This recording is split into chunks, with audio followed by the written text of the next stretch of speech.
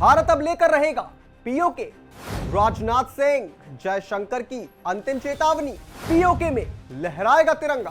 अब फैसला हो चुका है।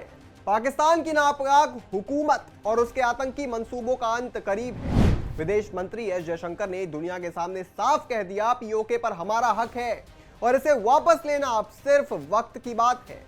उधर रक्षा मंत्री राजनाथ सिंह की गर्जना ने इस्लामाबाद को हिला दिया।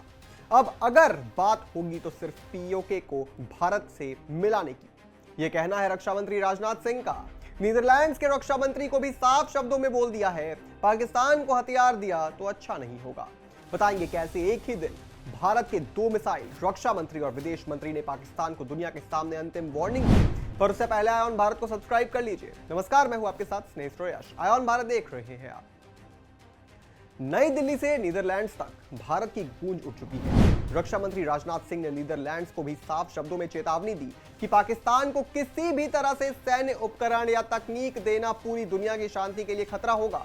पाकिस्तान जो पहले से ही आतंकवाद का गढ़ बना हुआ है, उसे और हथियार देना आग में घी डालने जैसा होगा। अगर कोई भी देश पाकिस्तान को समर्थन देता है तो उसे यह समझ लेना चाहिए कि भारत अपनी सुरक्षा के साथ कोई समझौता नहीं करेगा। पाकिस्तान की आतंकी चालें और आतंकवाद की फैक्ट्री अब ज्यादा दिनों तक चलने वाली नहीं है। राजनाथ सिंह का यह बयान साफ संकेत है, अगर कोई भारत की सुरक्षा से खेलेगा तो उसे करारा जवाब मिलेगा।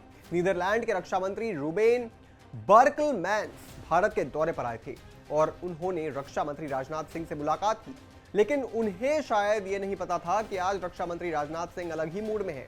राजनाथ सिंह ने कहा कि पाकिस्तान लगातार आतंकवाद को सपोर्ट कर रहा है और आतंकवाद का प्रायोजक है, इसलिए हम अपने सभी मित्र देशों से उम्मीद करते हैं कि वो पाकिस्तान को सैन्य उपकरण ना दे। उन्होंने कहा कि पाकिस्तान को हथियार देने से क्षेत्र में अस्थिरता बढ़ती है। राजनाथ सिंह ने रूबेन बर्कलमैन से भारत के शिपयार्ड के बारे में भी बात की और उनकी खूबी और काबिलियत बताई। साथ ही कहा कि नीदरलैंड्स को भी भारत के शिपयार्ड का इस्तेमाल करना चाहिए। साथ ही कहा कि नीदरलैंड्स को अपनी सप्लाई चेन में भारत की कंपनियों का भी उन्हें शामिल करना चाहिए। विदेश मंत्री की पाकिस्तान को सीधी चेतावनी। दिल्ली में आयोजित इवेंट रायसेन डायलॉग में विदेश मंत्री एस जयशंकर ने बिना नाम लिए पाकिस्तान पर निशाना साधा। जयशंकर ने कहा कि एक अंतर्राष्ट्रीय ऑर्डर न होने की वजह से न सिर्फ बड़े देशों को फायदा मिलता है, बल्कि दूसरे एक्सट्रीमिस्ट रुख अपनाने वाले देश इसका इस्तेमाल कर अपने फायदे के लिए करते हैं। जरूरी नहीं है कि कोई छोटा देश है तभी वो जोखिम भरा नहीं हो सकता। जोखिम लेने के लिए किसी देश को बड़ा होने की जरूरत नहीं होती। उन्होंने पीओके पर क्या कहा, जरा ये भी सुनिए। After the Second World War, the longest standing illegal, I would say, presence, occupation of a territory by another country pertains to India. What we saw in Kashmir. Now, we went to the UN. What was an invasion was made into a dispute. So, the attacker and the victim were put on par. Who were the culpable parties? UK, Canada, Belgium, Australia, USA. So, pardon me, I have some question marks on that whole topic. इसके अलावा जयशंकर ने कहा कि जब चीजें गड़बड़ हो जाती हैं तो इसका लाभ उन लोगों को मिलता है जो अराजकता का फायदा उठाने के लिए उत्सुक रहते हैं, चाहे देश कितना भी छोटा या बड़ा क्यों ना हो।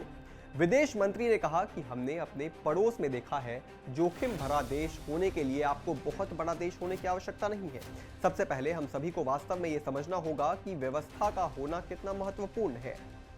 इन बयानों से संदेश साफ है, भारतीय सेना की तैयारी पूरी हो चुकी है, रणनीति तैयार है और भारत के 140 करोड़ लोग एक ही आवाज में बोल रहे हैं, अब बहुत हो चुका। पाकिस्तान के हुक्मरान डरे हुए हैं, आतंकियों के ठिकानों में हड़कंप मचा हुआ है, क्योंकि उन्हें पता है कि अब हिंदुस्तान रुकेगा नहीं। सिंधु की लहरें अब तिरंगे की गूंज सुनने को बेताब है। अब ना वार्ता होगी, ना कोई समझौता। पीओके पर बस एक ही फैसला होगा और वो होगा भारत की विजय का। गिनती शुरू हो चुकी है, पीओके पर तिरंगा लहराने का समय आ गया है। इस पूरी खबर पर आप क्या सोचते हैं दोस्तों, हमें कमेंट करके जरूर बताएं और तमाम बड़ी खबरों से जुड़े रहने के लिए आप देखते रहें आयोन भारत।